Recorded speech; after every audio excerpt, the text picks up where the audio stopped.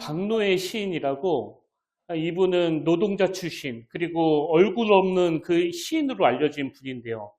이 박노해 시인이 쓴 글에 보면 상처는 빛이 들어오는 통로다, 이런 문장이 있습니다. 그리고 이 짧은 문장을 통해서 우리는 우리의 그 상처가 단순히 아픔으로 끝나는 것이 아니라 하나님의 빛이 들어오는 통로가 된다고 고백하는데요. 자, 그 내용을 한번 들어보십시오. 상처는 빛이 들어오는 통로다.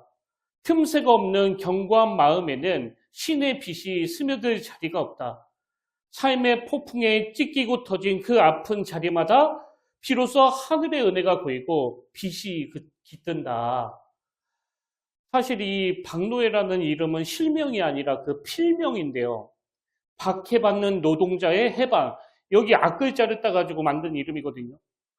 이분이 왜 이런 필명을 쓰게 됐는가 하면 그 1980년대 그때는 노동자들에 대한 그 사회적 불평등 그리고 그 편견으로 인한 차가운 시선들, 이런 것들이 팽배했던 시대니까요. 이분이 노동자로 살면서 이 세상으로부터 또 사람들로부터 온갖 멸시와 박해를 당해가지고 상처도 많고 그 사회에 대한 증오심도 많은 겁니다. 그래서 노동자의 인권을 위해서 싸우다가 그 당시 그 안기부에 끌려가서 혹독한 고문을 당하고 또 사형을 구형받고 그렇게 감옥에 들어가게 됐는데요. 근데 아무것도 할 수 없는 그 절망적인 독방에서 수감 생활을 할 때 이분이 참 신비한 경험을 하게 된 거예요. 그래서 이분이 쓴 그 사람만이 희망이다, 그 책에 보면 그 내용이 자세히 기록되어 있는데요. 이것도 한번 들어보십시오. 햇살 사이로 한 줌 햇빛이 비쳤던 날, 나는 내 인생이 왜 이토록 산산조각 났는지 물었습니다. 그때 주님은 내 안에 증오와 분노를 걷어내시고 나지막히 말씀하셨습니다. 내가 부서져야 내가 너를 쓸 수 있다. 내 상처의 틈새가 아니면 내가 어찌 내 안에 들어갈 수 있겠느냐. 나는 감옥에서 비로소 나를 만났고 나의 주인을 만났습니다. 나의 강고한 자리가 깨지고 무너져 내릴 때 그 부서진 틈새 사이로 은혜의 빛이 파고드시는 그분의 음성이 들리기 시작했습니다. 그리고서는 이분이 깨달은 게 이거예요. 주님은 나를 매끄러운 통유리로 쓰지 않으시고 조각조각 깨뜨려 스테인드 글라스로 만드셨습니다. 그리고 내 상처의 모서리마다 주님의 빛이 걸려 찬란한 색채를 품어내게 하셨습니다. 나의 부서짐은 저주가 아니라 주님의 아름다움을 완성하기 위한 정교한 설교였습니다. 저는 이 글이 참 감동이 됐습니다. 그래서 제가 이 글을 한참 읽고 또 묵상하면서 한번 제 삶에 대입을 해봤는데요. 이건 저도 마찬가지 아닙니까? 그 20대 절망적인 상황에서 하나님이 저를 만나주시지 않으셨다면 아마 저는요, 분노와 증오로 가득 찬 인생이 됐을 거예요. 근데 그 상처로 점철될 수밖에 없는 제 인생에 빛 대신 주님이 찾아와 주셨기 때문에 제가 이 글을 보면서 자꾸 이런 기도가 나오더라고요. 하나님, 만약 제 안에 어떤 치유되지 않는 상처의 흔적이 있다면 그 상처에 빛 대신 주님께서 통과해 주셔서 찬란한 색채를 품어내는 인생으로 변화시켜 주시길 원합니다. 그리고 그뿐만 아니라 제가 품어내는 그 빛이 지금 상한 마음으로 괴로워하는 성도님들의 아픔을 따뜻하게 비추어주는, 그래서 그들의 깨진 삶에서도 역사하시는 주님의 아름다움을 드러내는 목사가 되게 해주시길 원합니다. 제가 왜 이런 기도를 드린가 하면은요, 이 세상에 상처 없는 인생은 없거든요. 누구나 그 상처로 인해 삶이 산산조각 나는 것 같은 고통을 겪게 되어 있고, 또 누구나 그 아픔의 터널을 반드시 통과하는 거 아닙니까? 그래서 여러분, 나는 상처 안 받게 해달라, 나는 그런 고통 피하게 해달라, 그건 옳은 기도가 아니에요. 우리 내면이 때때로 그 상처로 인해 깨진 유리 조각이 막 찌르는 것 같은 그런 아픔을 겪는 게 인생이기 때문에 하나님, 산산조각난 그 유리에 모인 그 스테인드 글라스에 햇빛이 통과될 때 그 눈부신 아름다움을 드러내는 것처럼 상처받은 우리 내면에 예수 그리스도라는 빛이 통과하길 원합니다. 그리고 그게 끝이 아니에요. 예수 그리스도라는 빛이 우리 상처를 통과하게 된다면 여기서도 그 내용이 나오잖아요. 나의 부서짐은 저주가 아니라 주님의 아름다움을 완성하기 위한 정교한 설교를. 그래서 우리의 상처가 오히려 누군가에게는 위로가 되고 우리의 상처가 오히려 누군가에게는 용기가 될 수 있다는 것을 많이 경험하는 거 저는 목회하면서 이걸 많이 경험하고 있거든요. 그런 의미에서 오늘 본문에 등장하는 각각 다른 사연을 가지고 주님을 찾았던 두 사람도 빛 대신 주님을 만나고 그 인생의 변화를 경험하는데요. 지난주에도 말씀드렸지만 오늘 본문은 그 샌드위치 기법이라고 두 이야기가 서로 교차되면서 전개되는 방식을 취하고 있는데 마가가 왜 이 샌드위치 기법을 쓰는가 하니까요. 각각 다른 사연을 가진 두 사람의 이야기를 교차시키면서 우리에게 주고자 하는 강렬한 메시지가 있기 때문이에요. 그런 의미에서 우리가 살펴봤지만 첫 번째 케이스는 죽어가는 딸을 살리기 위하여 얼마나 막 절박했는지 뭐 체면이고 뭐고 없습니다. 예수님께 무릎 꿇고 제발 우리 딸 좀 살려달라고 그렇게 부르짖는 회당장 야이로의 이야기가 나오고요. 그런가 하면 두 번째 케이스는 무려 12년 동안 그 혈류병을 앓았습니다. 그래서 그 병을 고치기 위해 뭐 수많은 용하다는 의사를 찾아다니고 모든 재산을 다 탕진하면서까지 애를 썼지만 이 병을 고칠 수 없었던 한 여인이 나오는데 그럼 이 서로 다른 두 이야기를 통해서 마가는 어떤 중요한 메시지를 던져주고 있느냐? 저는 오늘 지난주 말씀을 바탕으로 우리가 본문에서 꼭 붙잡아야 될 두 가지 목표를 발견하고 이걸 좀 나누려고 하는데요. 우리가 붙잡아야 될 두 가지 목표 중에 그 첫 번째 목표가 뭐냐니까 여러분 우리는요. 외적인 문제 해결뿐만 아니라 예수님께서 제공해 주시는 그 내적 치유를 경험해야 한다는 사실입니다. 이게 무슨 말씀인지 설명을 드릴게요. 제가 오늘 본문 말씀을 묵상하다가 새롭게 깨달은 게 있는데요. 여러분 이 여인의 육신의 질병 12년 동안 이 여인을 괴롭혔던 혈루병은 단번에 나았다는 사실이에요. 자, 오늘 본문 마가복음 5장 27절을 보십시오. 예수의 소문을 듣고 무리 가운데 끼어 뒤로 와서 그의 옷에 손을 대니 그랬더니 바로 그 다음 29절 이에 여기 나오는 이에라는 접속사가 뭘 말하는지는 아시잖아요. 이 여인이 예수의 몸에 손을 대는 그 순간 이에 그의 혈로 근원이 곧 마름에 병이 나온 줄을 몸에 깨달으니라. 그 터치 한 번으로 육신의 질병이 단번에 나와버린 거예요. 여러분 그러면 뭐 다 해결이 된 거 아닙니까? 예를 들어서 우리가 어디 아파서 어디 뭐 용하다는 의사를 찾아가가지고 진료를 받았는데 그리고 치료를 받았는데 다 나았어요. 그러면 그냥 인사하고 가면 되는 거거든요. 근데 주님은 지금 다 나았는데 참 이상한 문제 제기를 하세요. 30절. 예수께서 그 능력이 자기에게서 나간 줄을 곧 스스로 하시고 무리 가운데서 돌이켜 말씀하시되 누가 내 옷에 손을 대었느냐. 여러분 이 여인 입장에서 지금 예수님의 이 질문이 막 굉장히 난감하고 당황스러울 수밖에 없는 게요. 지난주에도 말씀드렸지만 이 혈루병은 여성병이에요. 그리고 이 병 때문에 이 여인은 동네에서 그 부정한 여자로 낙인이 찍혔습니다. 근데 예수님은 그걸 다 아시면서도 수많은 사람들이 모인 그 자리에서 이 여인에게 네가 무슨 병에 걸렸었는데 어떻게 나았는지 그걸 공개적으로 말하라는 거예요. 사실 이 여자가 얘기한다고 주변에서 이거 누가 믿어주겠습니까?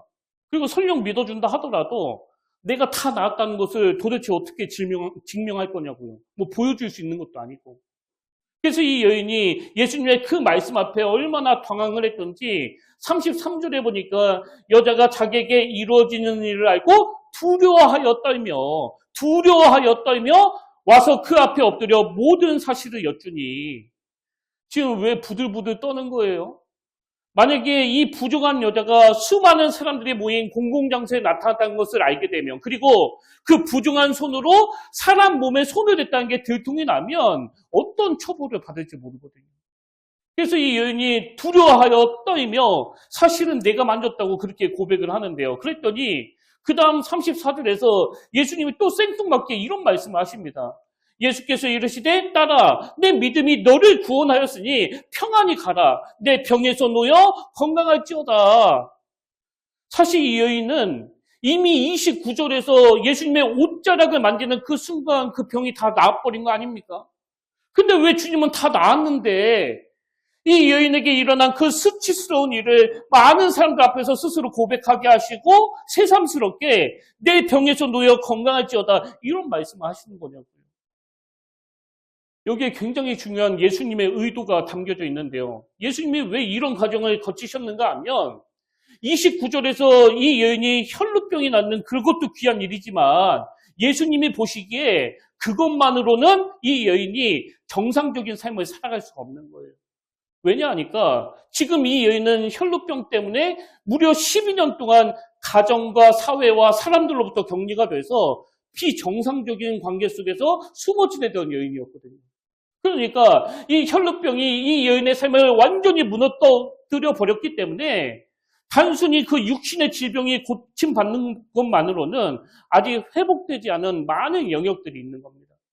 그래서 그 긴 세월 동안 고립되어 살았던 이 여인의 고통을 아시는 주님께서 그 앞일까지도 미리 계산하시고 이 여인의 입술을 통해서 그 사실을 공개적으로 선포하게 하시는 거예요. 부끄럽더라도, 네가 수치스럽더라도 네 입으로 이야기해야 된다. 왜?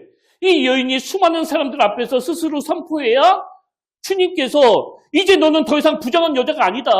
너는 완전히 회복이 되었고 그 누구도 너를 정죄할 수 없다. 이걸 공정해 주실 수가 있는 거거든요. 왜 이런 과정을 거치셔야 되는지 아시겠죠? 이 과정을 거쳐야 이 여인이 그 부끄러움을 이겨내고 그 수치를 이겨내고 당당하게 자신감 있게 다시 살아갈 수 있기 때문이에요. 저는 이 주님의 섬세하심이 너무 감동이 되더라고요. 그래서 여러분 자꾸 그 교회를 하나님과 무슨 거래하는 곳으로 생각하는 분이 계시잖아요. 내가 봉사도 하고 헌금도 하고 내 할 일 다 할 테니까 하나님은 이것 좀 해결해 주시라고, 혈루병 좀 낫게 해주시라고. 그리고 그렇게 기도하는 모든 초점이 어떤 육신의 문제를 해결받는 데 있다 보니까 항상 결론이 뭐 응답받았다, 응답 못 받았다 이것밖에 없는 거 아닙니까?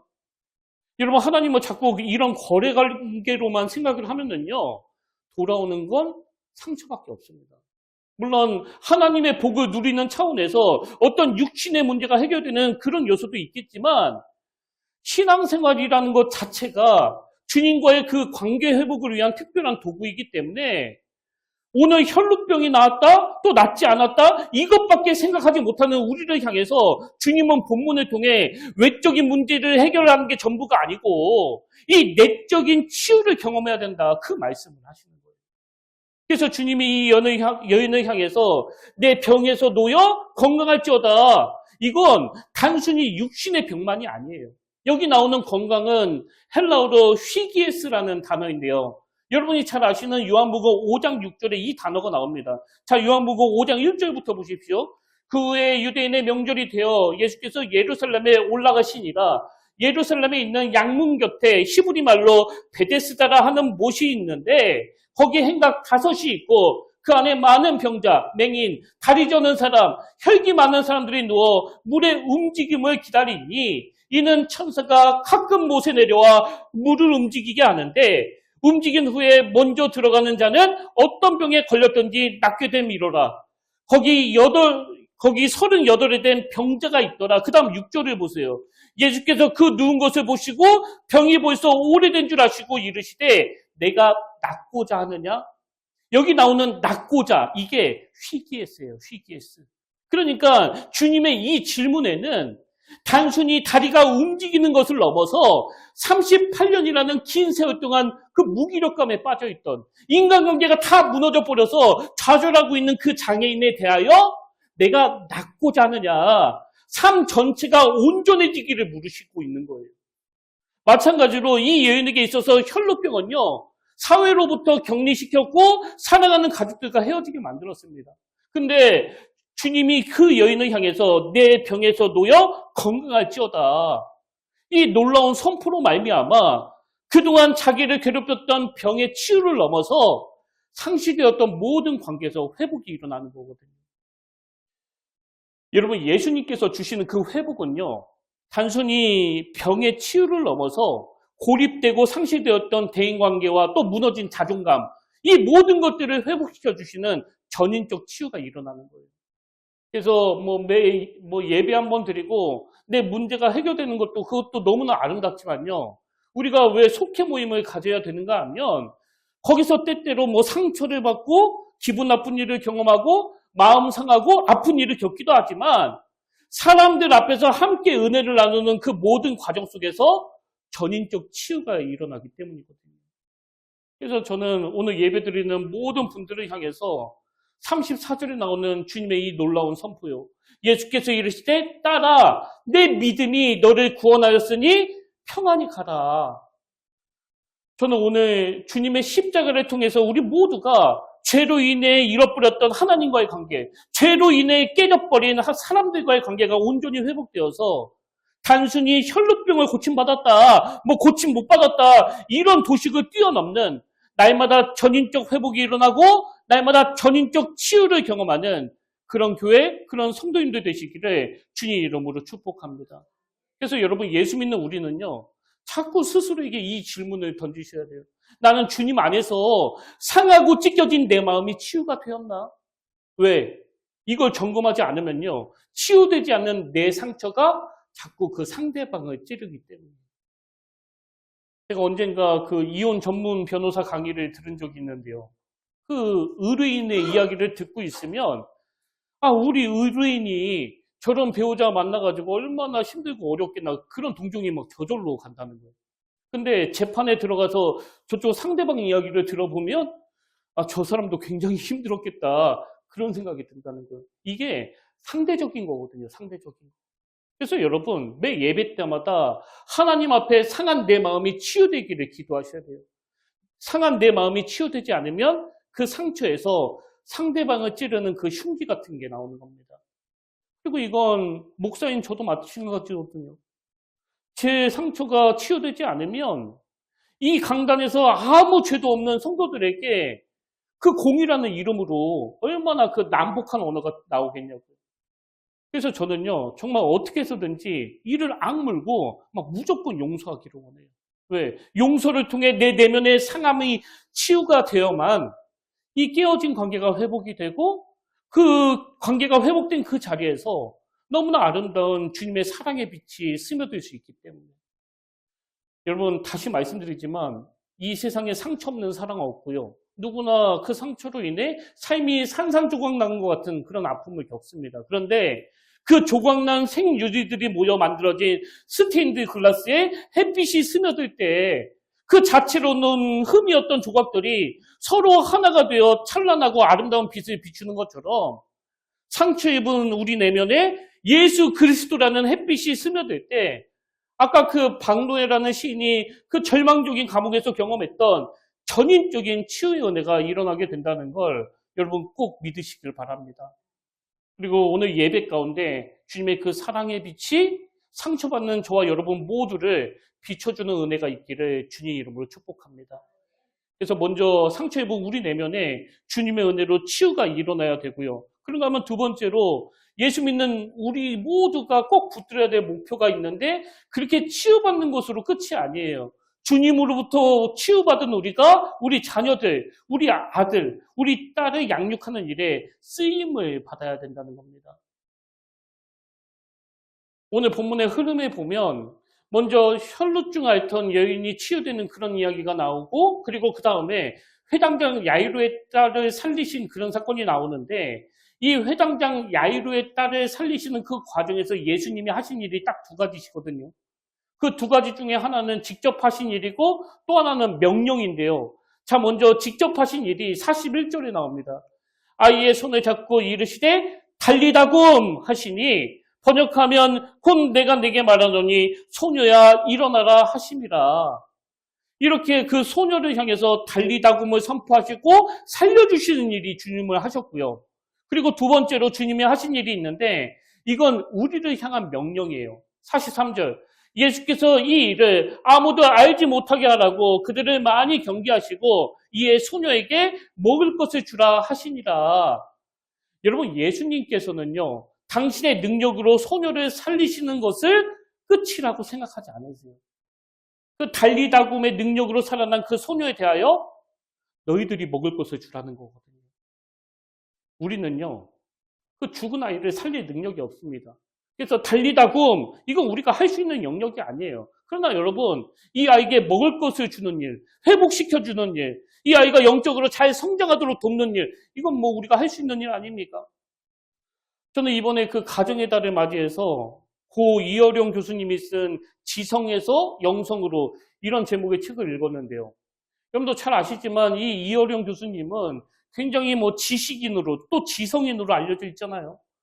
근데 그 책에 보면 이분이 하나님 앞에 철저하게 무릎을 꿇게 된 계기가 나오는데요. 그 결정적인 계기가 뭐냐니까 이분이 그 금쪽같이 약했던 딸 이민아 목사님이 말로 다 할 수 없는 그 고난의 파도를 겪는 거예요.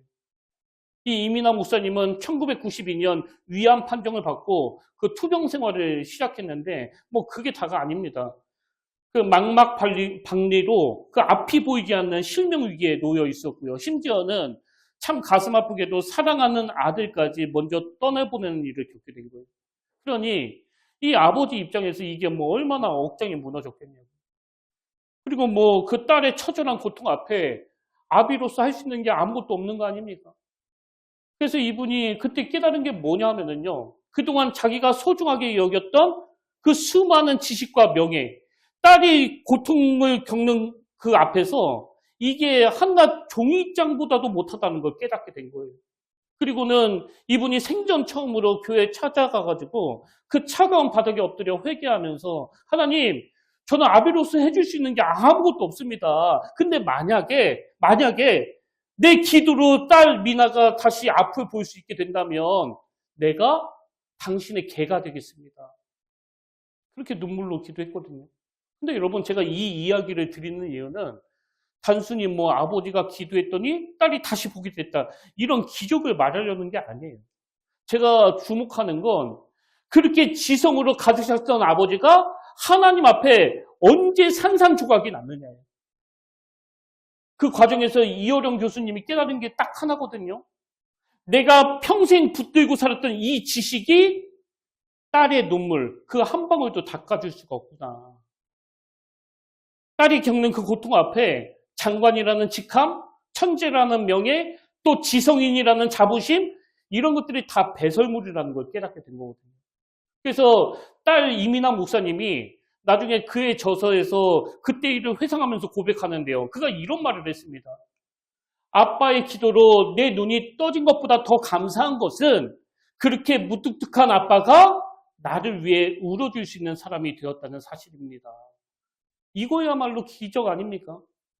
그래서 오늘 본문에서 너희들이 먹이라는 이 주님의 말씀은요. 부모가 보여줄 수 있는 어떤 완벽함을 요구하시는 게 아니에요. 부모가 경험한 하나님의 은혜. 그래서 그 은혜로 변화된 삶을 살아가는 그 모습을 자녀들에게 먹이라는 거거든요. 여러분 한번 생각해 보세요. 오늘 본문이 왜 혈루병 여인이 치유된 사건이 먼저 나오고 그 다음에 다시 살아난 이 아이를 먹이라는 말씀이 나오겠냐고요. 주님으로부터 전인적 치유를 경험했다면 그 은혜의 힘으로 먹이는 일은 니들이 하라는 거거든요. 그래서 예수 믿는 우리가 자녀들에게 줄 수 있는 진짜 양식은요. 어린이날이라고 어디 놀러 가고 학원 보내주고 맛있는 거 사주고 물론 이런 것도 필요하겠지만 엄마가 아빠가 인생 가장 밑바닥에 있을 때 하나님이 어떤 은혜로 인도해 주셨는지 그 부모 인생에 주님의 은혜의 빛이 스며든 그 흔적들을 보여주라는 거예요. 왜? 여러분 다 경험해 보셨잖아요. 우리 아이들이 앞으로 살아갈 이 세상은 절대로 녹록지 않습니다. 우리 아이들도 인생을 살다 보면 때때로 이 이어룡 교수님처럼 또 야이로처럼 여러분이 경험한 것처럼 자기 힘으로는 도저히 어찌할 수 없는 그런 캄캄한 밤을 만나게 되는 거 아닙니까? 그리고 그때 우리 아이들을 다시 일으켜 세우는 건 부모가 남긴 유산도 아니고요. 또 세상적인 스펙도 아니에요. 그런 건 그 절망의 파도 앞에서 아무런 힘이 없거든요. 그렇기 때문에 여러분 오늘 우리가 주님의 이 명령대로 자녀를 먹이는 일을 하기 위해서는요. 무엇보다도 먼저 저와 여러분의 내면이 주님으로부터 그 상한 마음을 치유받아야 되는 거예요. 아니 지금 내 심령이 이렇게 상해 있는데 어떻게 우리 아이들에게 그 하나님의 살아계심을 보여줄 수가 있겠냐고. 그리고 이 먹이라는 명령을 지키려면 부모 내면의 창고에 이 먹일 것이 있어야 되는 거 아닙니까? 부모인 내가 먼저 주님께 깨어지고 부모인 내가 먼저 그분의 만져주심으로 변화가 돼야 그 따끈따끈한 은혜의 흔적들을 아이들 입에 넣어줄 수 있는 거거든요. 저는 오늘 우리가 경험한 그 치유의 흔적들이 우리 아이들을 자라게 하고 또 일으켜 세우는 이 영의 양식이 된다는 사실을 꼭 기억하게 되시길 바라고요. 우리 자녀들이 그 영의 양식을 먹고 자랄 때 어떤 세상 풍파 속에서도 흔들리지 않는, 요동치 않는 하나님의 사람으로 당당하게 세워져 갈 줄로 믿습니다. 그 은혜의 통로로 쓰임받는 저 여러분 되시기를 주님의 이름으로 축복합니다. 오늘 결론을 이렇게 맺기를 원하는데요. 여러분, 제가 서두에 언급했던 그 감옥 창살 사이로 들어오는 햇빛을 통해 주님을 만났던 박노의 시, 그리고 본문에서 무려 12년 동안 그 수치와 고립 속에 살다가 내가 주님의 옷자락이라도 만져야 되겠다. 그 심정으로 옷자락에 손을 댄 이 혈루증 여인. 딸의 고통 앞에 체면이고 뭐고 내 딸 좀 살려달라며 주님 앞에 무릎 꿇었던 이 야이로. 그리고 마지막으로 그 엄청난 지성으로 이 세상에서 남부러울 것 없이 살았지만 딸 인생 앞에 덮친 그 고난들로 자신의 그 무기력함을 깨닫고 그 차가운 교회 바닥에 엎드렸던 이 이어령 교수까지, 여러분, 이 모든 사람들의 공통점이 뭐예요? 그들은요, 모두 산산조각난 인생의 자리에서 주님을 만났고 그 상한 심령에 파고드시는 주님의 사랑의 빛을 경험했다는 거예요. 근데 여러분, 여기에 굉장히 중요한 공통점이 하나 더 있는데요. 이 모든 치유가 가능했던 그 근원적인 동력이 뭐냐? 그들은요, 하나같이 절박했다는 거예요. 여러분, 절박합니까? 내가 어떻게 해서든지 오늘 치유받아야 되겠다는 이 절박함이. 근데 이 절박함은 어디서 나오느냐? 내 힘으로는 도저히 안 된다는 그 자각에서부터 시작되는 거예요. 이 절박함이 있는 사람이 비로소 하나님 앞에 나아가는 것이고, 그렇게 철저하게 부서진 자리에서 엎드린 자만이 주님의 만지심을 경험할 수 있는 겁니다. 그래서 시편 51편 17절에 보니까 하나님께서 구하시는 제사는 상한 심령이라 하나님이여 상하고 통회하는 마음을 주께서 멸시하지 아니하시리이다. 세 번역은 이렇습니다. 하나님께서 원하시는 제물은 찢겨진 심령입니다. 오 하나님, 주님은 찢겨지고 짓밟힐 마음을 멸시하지 않으십니다. 저는 오늘 여러분이 매 예배 때마다 그 틈 하나 없이 매끄럽고 단단한 마음이 아니라 찢겨지고 짓밟힌, 그래서 철저하게 부서진 그 상한 심령에 주님의 사랑의 빛이 스며들 수 있도록 이 절박함이 회복되기를 바랍니다. 그래서 회당장 야이로의 딸이 그 고침을 받기 전에 12해 동안 혈루병으로 고통받았던 이 여인에게 먼저 치료가 일어났던 것처럼 주님이 비춰주시는 그 빛으로 먼저 저와 여러분 내면에 있는 그 상함, 아픔, 또 트라우마 이런 것들이 다 치유가 되고 그 치유된 아름다움을 가지고 주님께서 주신 이 명령이요. 다시 살아난 그 아이에게 먹을 것을 주는 일은 너희들이 해라. 내 몸에 새겨진 그 치유의 흔적들로 우리 자녀들의 그 영혼을 배불리 먹이시는 우리 복된 부모님들, 그리고 또 복된 믿음의 가정 되시기를 주님 이름으로 축원합니다. 그래서 저는 오늘 결단 찬양으로 오래간만에 나의 하나님 이 찬양 함께 부르길 원하는데요. 나의 사랑, 너는 어여쁘고 참 귀하다. 어느 보석보다 귀하다. 내가 사랑스럽지 않을 때 너를 온전히 사랑하고 너와 함께하려 내가 왔노라. 여러분, 이 찬양을 부르실 때요, 지금 어디에 있는 우리 아들을, 우리 딸을 한번 떠올리시길 바라요. 그 자녀를 마음에 품고, 그리고 이렇게 소원했으면 좋겠습니다. 하나님, 저들에게도 부모가 경험한 이 은혜의 빛이 임하기를 원합니다. 오늘 이 결단이 있는 가정마다 그 상처는 별이 되고 그 눈물은 보석이 되어 가정의 분위기가 하나님의 아름다운 빛으로 물들게 될 줄로 저는 주님의 이름으로 축복합니다. 우리 함께 가사를 생각하면서 이 찬양 불러보길 원합니다.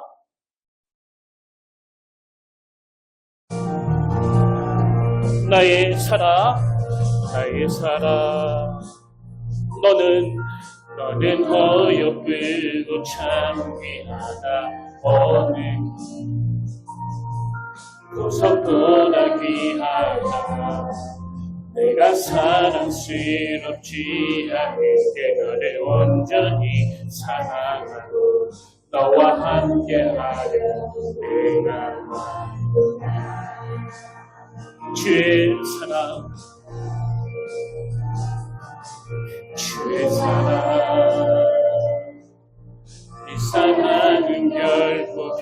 돌보지 않아 오늘 계절 돌보시네 푸른 마른 거룩 고치신 주의 말씀은 신실해 실수가 없으신 주만 바라나 주님의 뜻이 나의 삶 속에 임하시고 주님 알기를 주만 보이네 소망에 거룩히 살아갈 힘과 거룩히 살아갈 힘과 두려움없는 믿음 주신 나의 하나님 완전한 사랑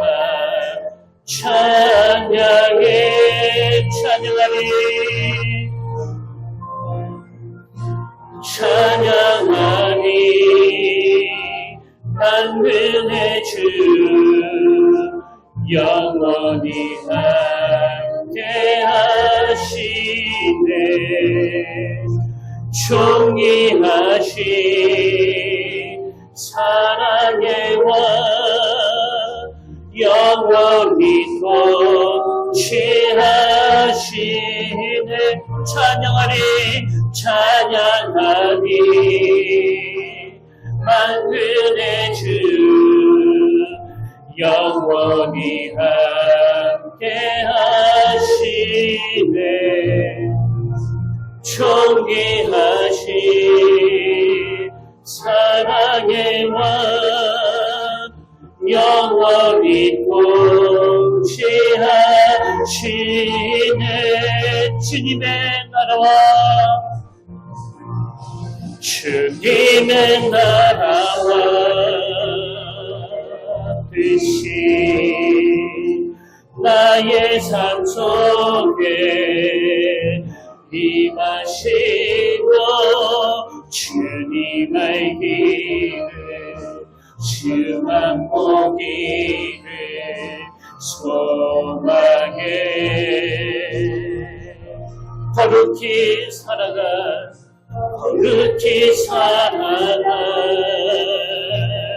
힘과 두려움없는 믿음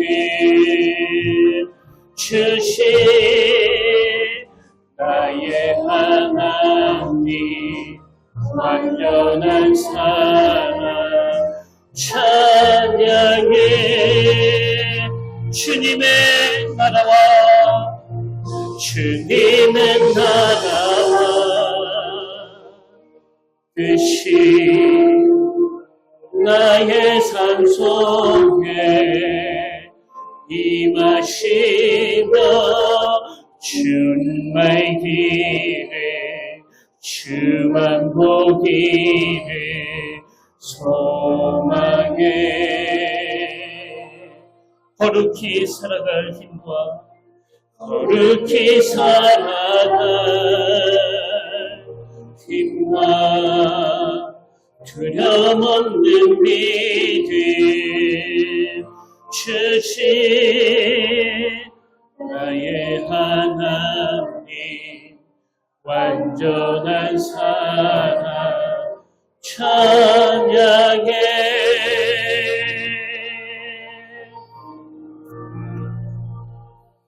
아멘. 살아계신 하나님 아버지, 오늘 예배드리는 주의 자녀들을 불쌍히 여겨주시길 원합니다. 아버지 12년 동안 괴롭혔던 그 혈루병을 고침받는 것이 우리의 소원이지만 주님은 그게 끝이 아니다. 깨어졌던 대인관계, 깨어졌던 하나님과의 관계, 이 모든 영역에서 전인적 회복을 원하시는 줄 믿습니다. 오늘 이 예배 가운데 그 상한 심령들마다 주님이 제공해 주시는 그 사랑의 빛으로 회복의 역사가 일어나도록 은혜 내려주시고 우리가 먼저 치유되고 먼저 회복이 돼서 너무 혼미한 시대를 살아가는 우리 아이들에게 영육간에 먹을 것을 제공해주는 귀한 공동체가 되게 하여 주시옵소서. 그런가 하면 이번 5월 한 달 내내 우리 가정을 한번 돌아보고 점검하길 원합니다. 치유되지 못한 내 상처가 우리 아이들을 찌르고 있는 건 아닌지 아버지 깊이 점검하게 하시고 우리 가정 안에 제대로 된 신앙교육이 일어나도록 강권적으로 역사하여 주셔서 날마다 회복의 은혜를 누리는 복된 부모, 복된 가정이 되게 하여 주시옵소서. 그 은혜 자리로 인도하실 그 주님을 기대하며 감사드리옵고 우리를 향해 항상 찬란한 빛을 비춰주시는 예수님 이름으로 기도드립니다. 아멘. 우리 다 자리에서 일어나셔서 화성찬양으로 찬송가 301장입니다. 지금까지 지내온 거 주의 크신 은혜라. 우리가 경험한 그 은혜의 기억들을 떠올리면서 이 찬양 주님 앞에 올려드리길 원합니다.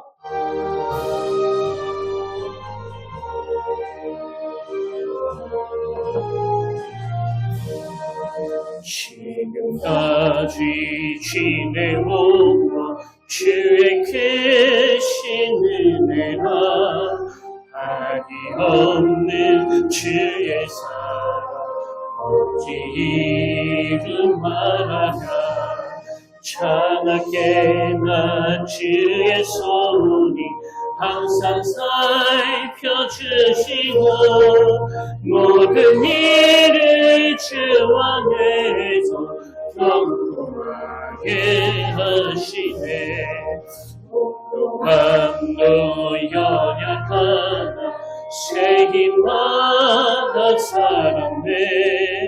물붓듯이 부심 주의 은혜 좋다가 사랑 없는 거리에나 험한 산길 헤매되 주의 손을 굳게 잡고 찬송하며 가리라. 주님 다시 배올라니 날로 다가와 무거운 짐 주께 맡겨 벗을 날도 멀잖네. 나를 위해 예비하신 고향 집에 돌아가 아버지의 품 안에서 영원토록 살리라. 아멘. 찬송하리로다. 그는 우리 주 예수 그리스도의 하나님이시요 자비의 아버지시요 모든 위로의 하나님이시며 우리의 모든 환난 중에서 우리를 위로하사 우리로 하여금 하나님께 받은 위로로서 모든 환난 중에 있는 자들을 능히 위로하게 하시는 이시로다. 아멘. 하나님, 오늘 주님께서 베풀어 주신 이 은혜가, 이 위로가 우리 삶을 변화시키는 동력이 되기를 원합니다. 부모의 삶에 새겨진 그 은혜의 유산들이 자녀들을 자라게 하고 일으켜 세우는 양식이 되게 하시고 하나님의 살아계심을 증거하는 선한 도구가 되도록 친히 인도하여 주시옵소서.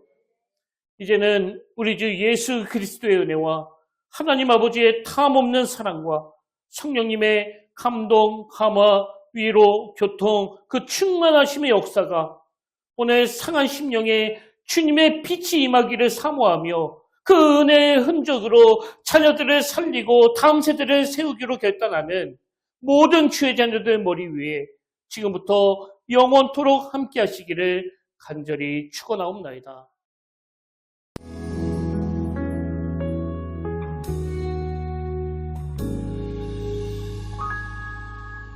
말씀 앞에서 경외함으로 주께 홀로 섭니다. 생명의 말씀 읽고 순종해 주를 예배합니다. 기록된 말씀 힘이 있어서 진리로 우리 거룩해 하며